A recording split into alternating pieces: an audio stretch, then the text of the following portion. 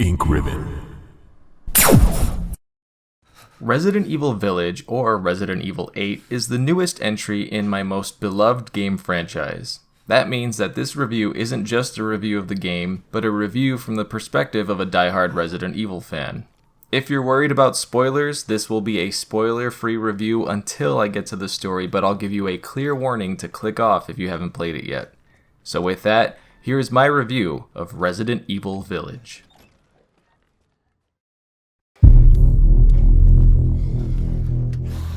Village walks a delicate gameplay balance between survival horror, action shooter, and a theme park ride. Some moments are calm and quiet and allow you to explore and take in the atmosphere, while other moments had me like, "What the f*** is that? Oh my god!" There were some genuinely terrifying moments in the game that were everything from jump scares to just full-on psychological terror, which is great if you like horror. Plus, it helps break up the action a bit, and it can slow down the pace to help you reacclimate to the root of the game and its story and setting. Some parts were a bit mundane, mainly the forced walking sections, which are slow, unskippable slogs where literally all you can do is walk.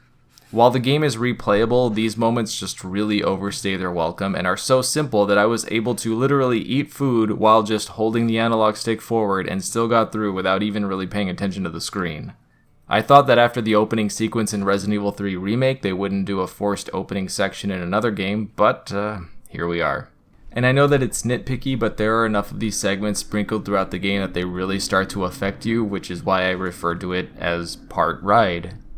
While there are some slow segments, the real bread and butter of the gameplay is the action.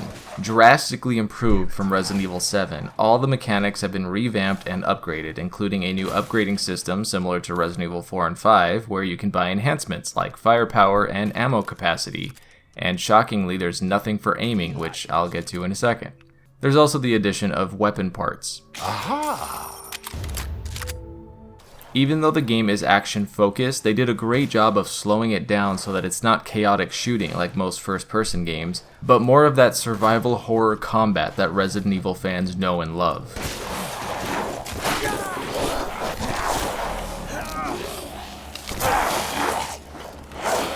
There is one really big issue I have with the combat, and I thought it was just me, but a lot of other players have also mentioned, and that issue is the aiming. For some reason, the aiming just feels very, very wobbly. It's almost like the gun takes half a second to get into the position that you want, which makes you miss your target a lot, especially if you're going for headshots. This, combined with enemies constantly dodging and weaving, can cause a bit of frustration when you end up missing 10 shots in a row. I never had this issue with Resident Evil 7, and no matter what settings I changed, it just continued to feel off. I'm now on my third playthrough and barely starting to get the hang of it, so yeah. Another thing I feel that's worth mentioning is the haptic feedback of the PS5 controller, because it affected the experience quite a bit, mainly with pulling the trigger to fire.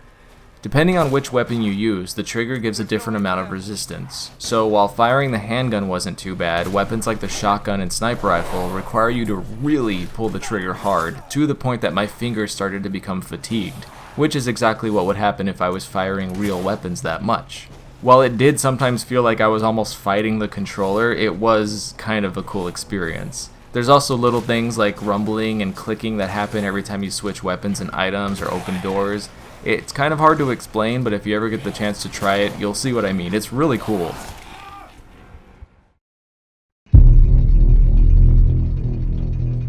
Normally, I don't really pay attention to sound design in games unless they're bad or distracting, but in this case, I actually noticed the sound because it was so good.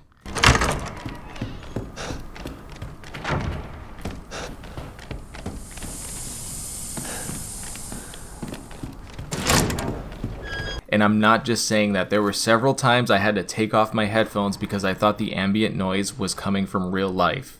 The spatial awareness is also really present thanks to the surround sound, which enables you to hear everything around you, including enemies, so there are times that you think you heard something and turn around to catch an enemy trying to sneak up on you.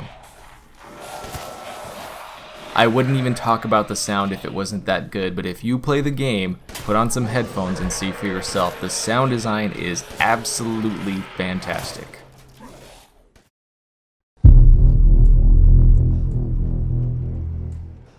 I've said it before, and I'll say it again. The environments have always been the real main character of any Resident Evil game, and that is probably where this game shines the most in terms of presentation. From the cold despair of the Romanian village to the exquisite and lavish designs of the castle, the modeling, texturing, and lighting of every single environment is as good as it gets in terms of current-gen graphics. And on top of this is a new element not really present in Resident Evil games, and that is a pseudo open world layout. While it is linear for the most part, there are tons of extra locations to explore, almost functioning like side quests in Fallout or Skyrim. The map uses a red and blue system to let you know when you've fully searched a place, allowing you to go through every nook and cranny of the game and find every secret treasure and ammo pickup that you want. The map also ends up connecting later on, allowing you to easily backtrack and explore places that you previously visited. I know that doesn't sound like typical Resident Evil, but the implementation was very well done and it fits in nicely.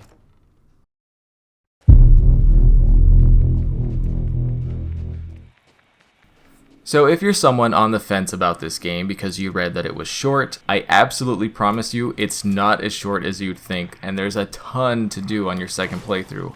From experiencing the story again and observing all the clues you missed, to unlocking every possible weapon and item in the game, you'll want to go back and experience it multiple times. In fact, as I'm working on this review right now, all I want to do is finish it so I can go back and play some more, and that's after 2 playthroughs. There's also Mercenaries mode, which feels unique. Kind of like a combination of Resident Evil 6 and Resident Evil 4 Mercenaries, but with the added element of stackable abilities with the ultimate goal of getting a high rank in all levels. Honestly, it does feel a little tacked on, but it's still a fun challenge.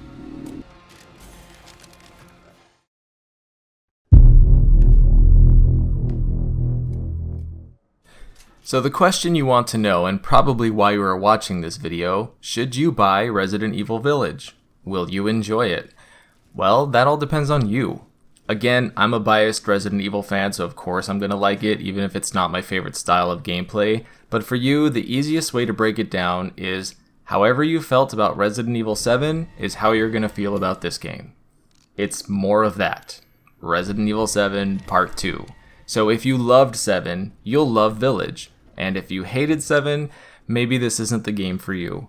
However, I still enjoyed it, and like I said, I still really want to go back and play more, which means I must have enjoyed it, right? Ultimately, as a fan of the franchise, I will say this spin-off series is fine and it helped bring horror back into the franchise, but like many of you, I'm patiently waiting for more games that better encapsulate the series as we know it.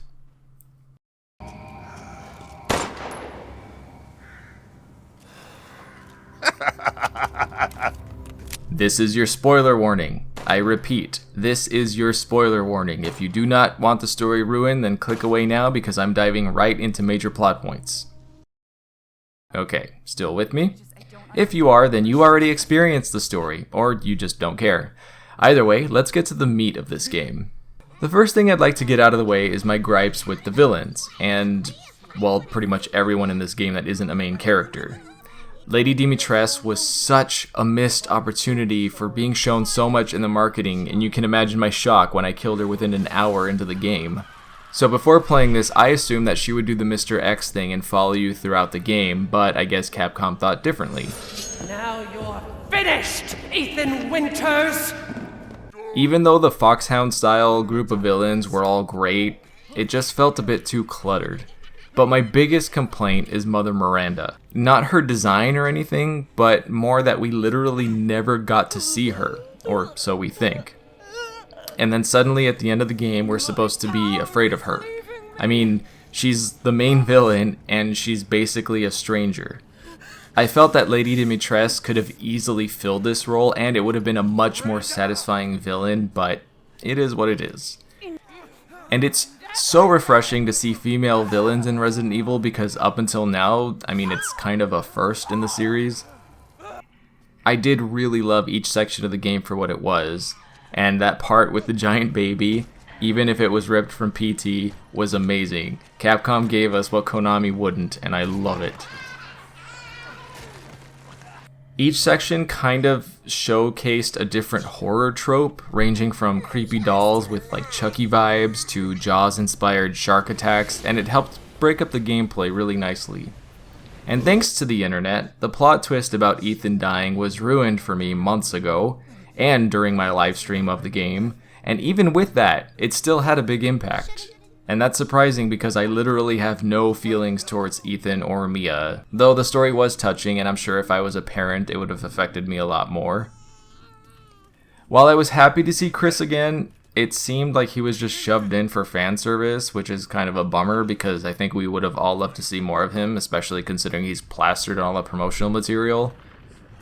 It's already been leaked that Capcom is working on Resident Evil 9, which most likely means this is going to be a trilogy now, and the post-credits cutscene makes me think that Rose is going to be a new character in the series, but we will have to wait and see. While I would prefer Resident Evil to stick to viruses and zombie outbreaks in cities, after 2020 this felt like a much needed breath of fresh air and was a nice mental break from reality. I'm way more invested in the main storyline of all the Raccoon City branch of the games, but I think Resident Evil Village holds up really nicely as a Resident Evil game with a unique flavor, and I enjoyed it very much. If you're a Resident Evil fan, I know that some of you absolutely are not interested in this game, and some of you are. That's your prerogative. I would just say that as a Resident Evil fan, I completely understand people who are not happy about this game or don't want to play it or are not interested in it. But I also think you shouldn't just dismiss it or shut it out. It does have a lot of really great qualities and a lot of tender loving care was put into this. Even though it's not typical Resident Evil, I think it's still worth giving a chance to. Just treat it like a side story if you're not interested in it. I think you'll still have a good time.